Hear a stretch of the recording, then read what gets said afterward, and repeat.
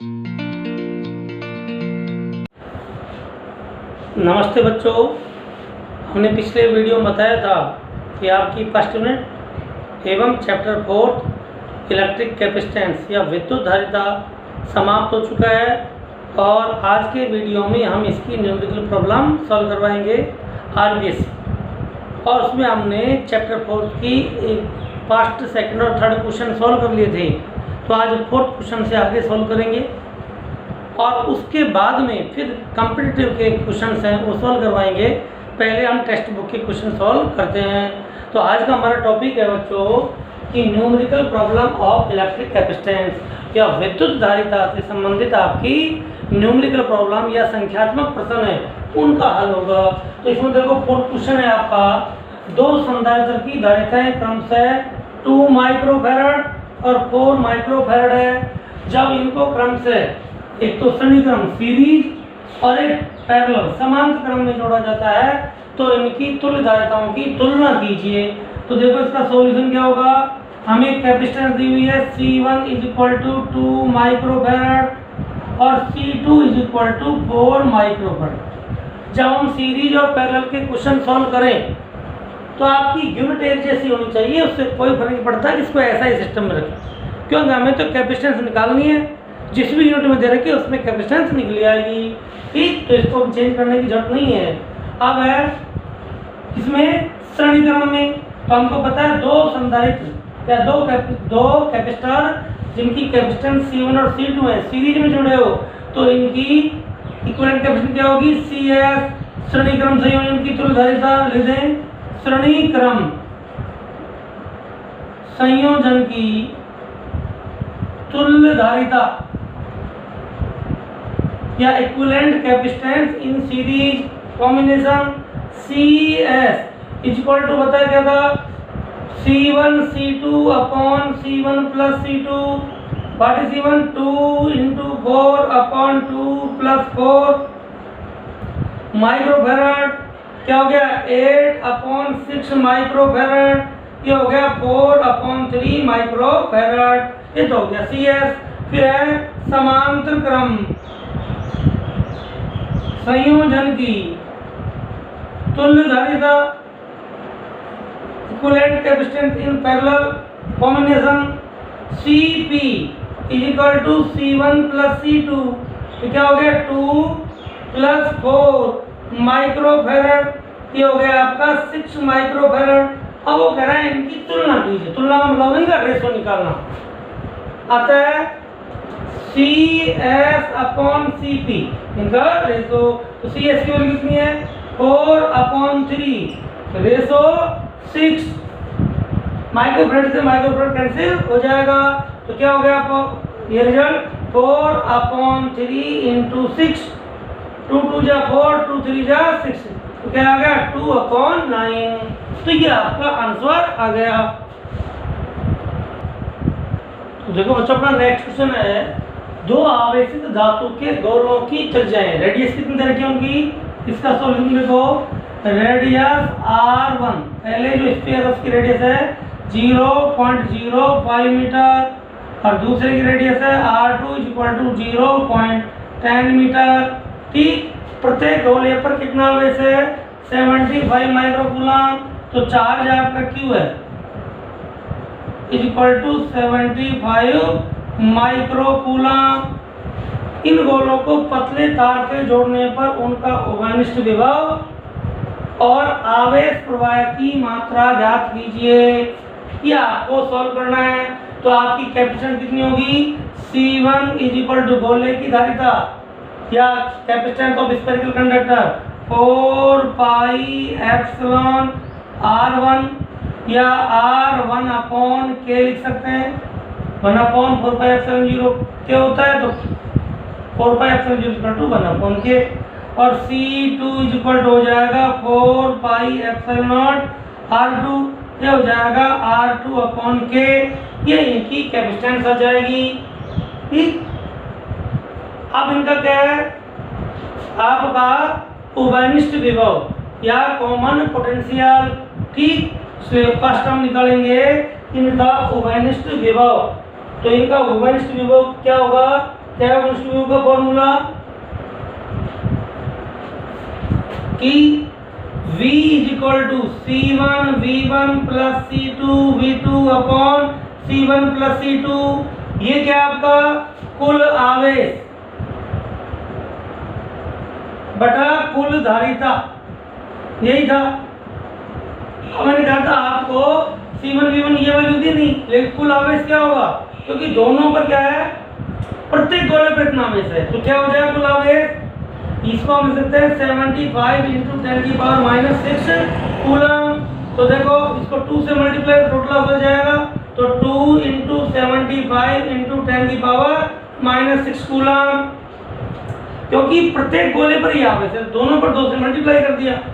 Upon कुल capacitance कितनी हो जाएगी, R1/K प्लस R2/K। ठीक,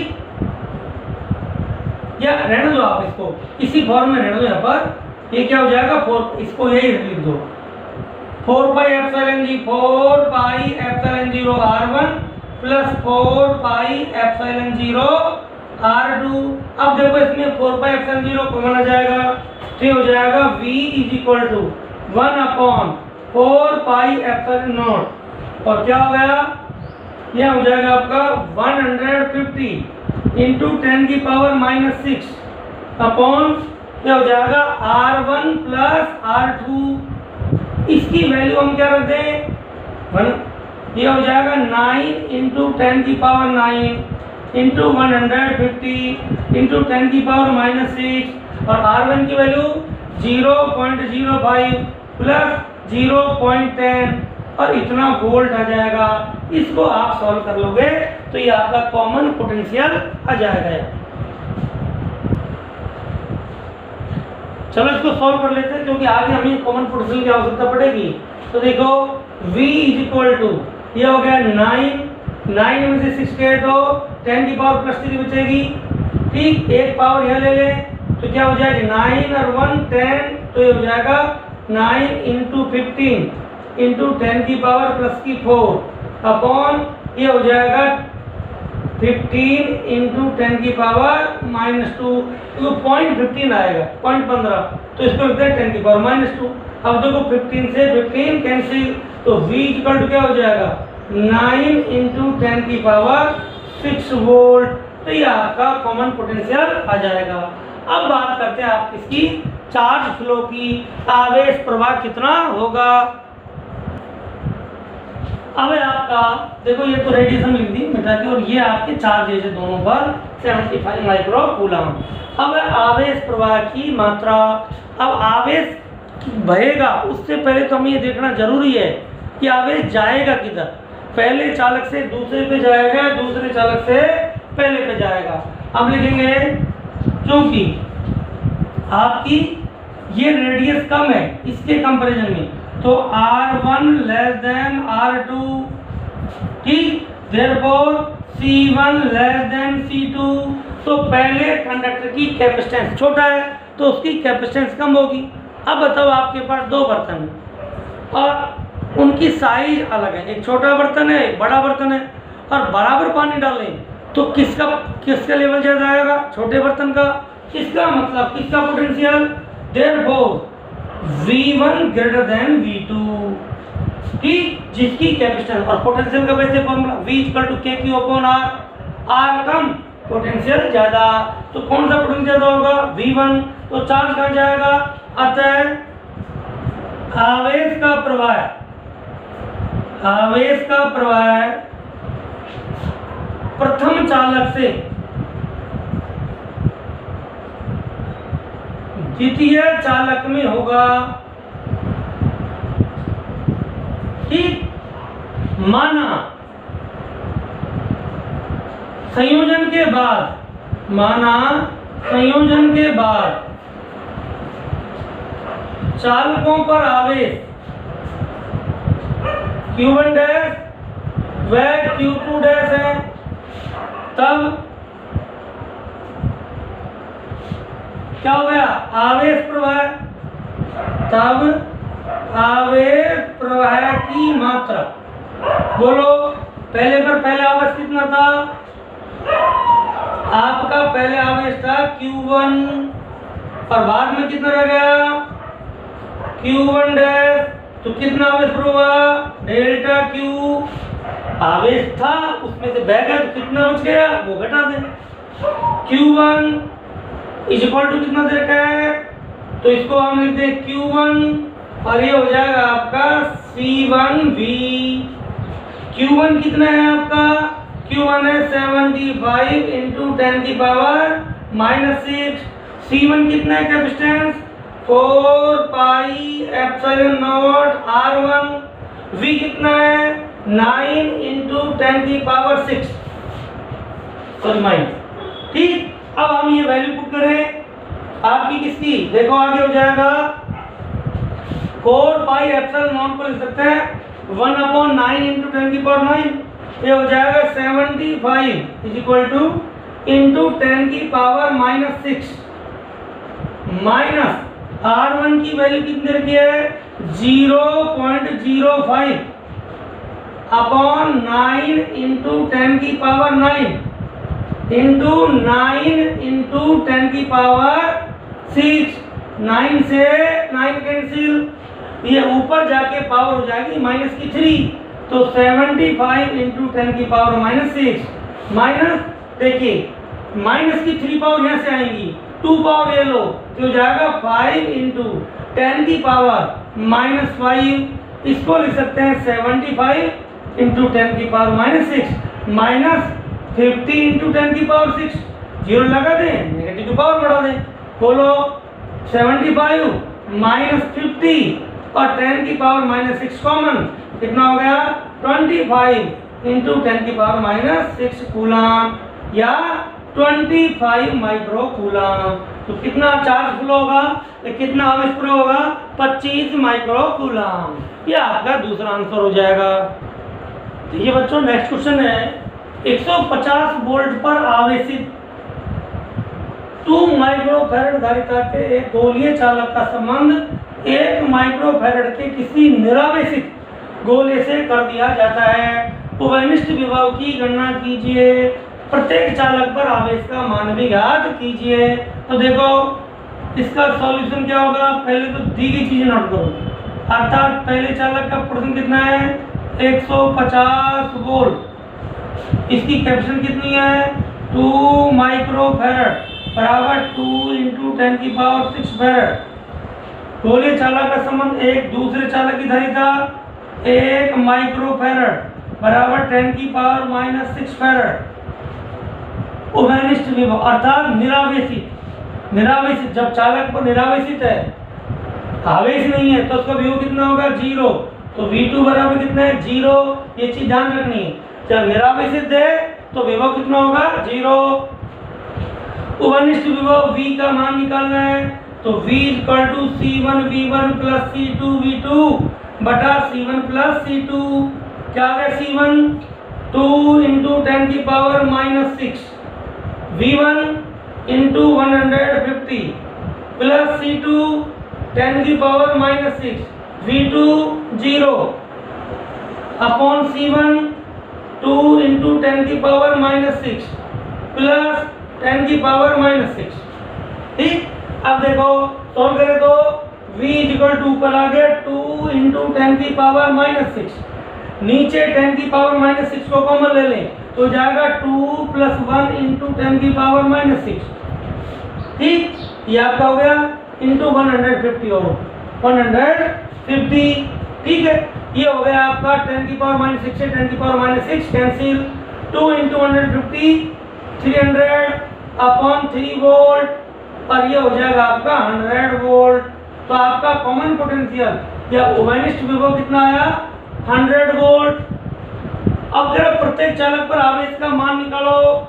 चालकों पर आवेश, चालकों पर आवेश क्या जाएंगे Q1 डैश बराबर C1V, बड़ा फॉर्मूला C1 कितना है, C1 है 2 इंटू 10 की पावर -6, V का मान 100 तो जाएगा 2 इंटू 10 की पावर -4 कूलम या 200 माइक्रो कूलम लिख दो, ये हो जाएगा 200 इंटू 10 की पावर -6 कूलम या 200 माइक्रो कूलम।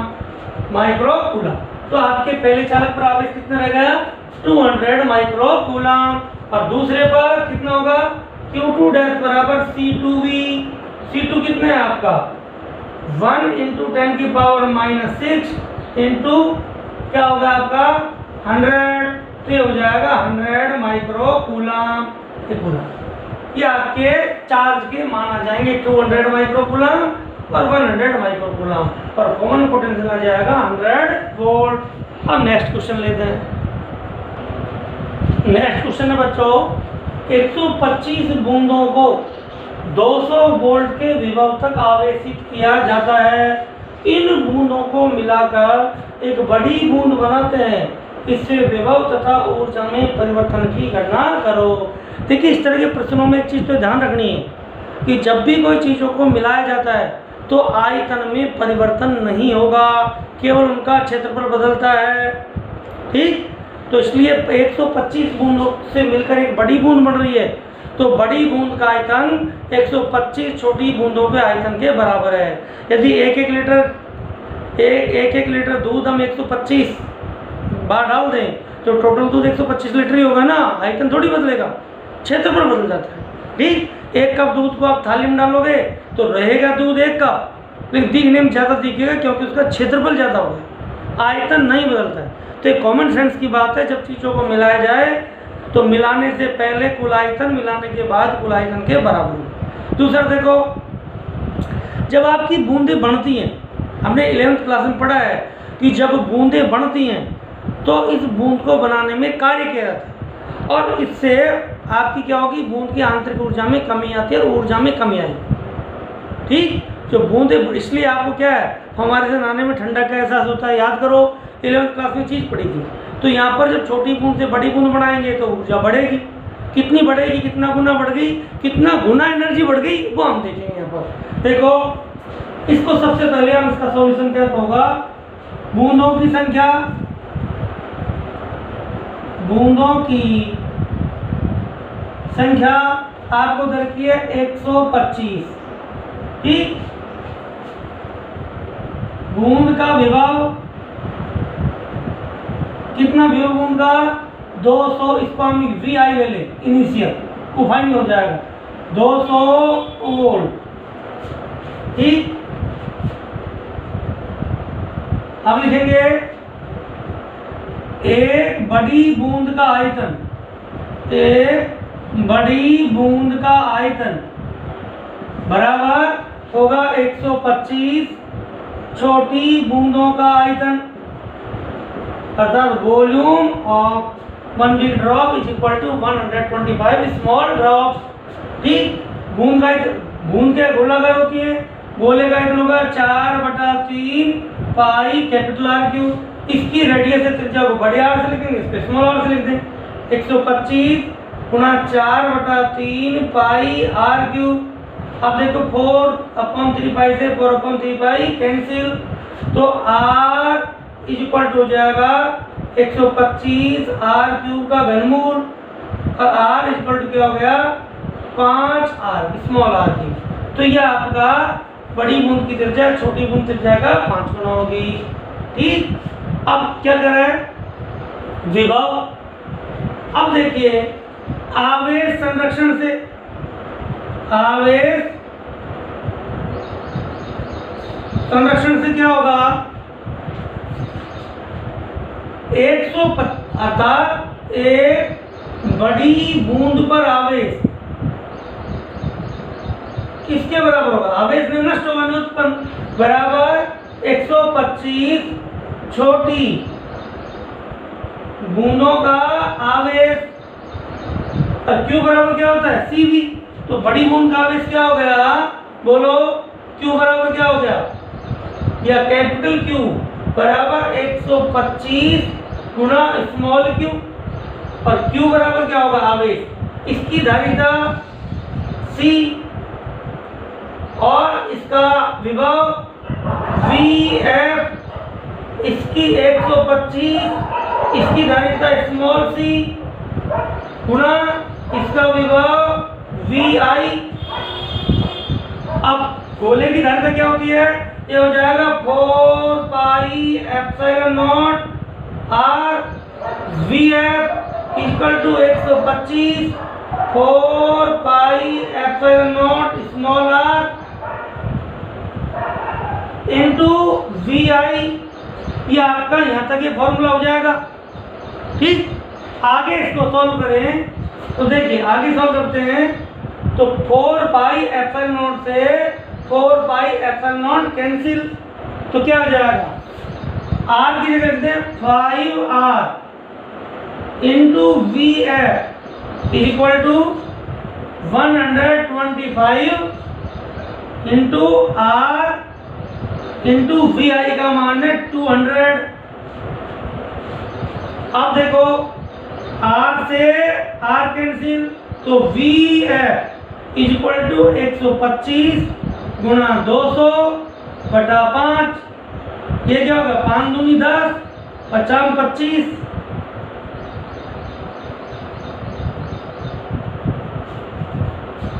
ठीक, ये इतना वोल्ट या वी है, इसको मल्टीप्लाई 25 में 50 और 2 जीरो तो 5000 वोल्ट। तो एक आंसर तो आपका ये आ गया कि आपकी बड़ी बूंद का विभव कितना होगा? 5000 वोल्ट। तो विभव कितना आया? 5000 वोल्ट हो। ये अकेली बूंद का। ठीक, वो आपका प्रत्येक बूंद का कितना था? 200 वोल्ट। और यहाँ बड़ी बूंद का विभव कितना हो गया? आपका 5000 वोल्ट। तो ये तो आ गया विभव। अब क्या निकालनी है? ऊर्जा। तो हम ऊर्जा की निकालो। अब बात करते हैं इसकी ऊर्जा की। हमको पता है आवेशित गोलीय चालक की ऊर्जा या आवेशित गोलीय नहीं चालक की ऊर्जा क्या होगी? चालक की ऊर्जा 1/2 CV²।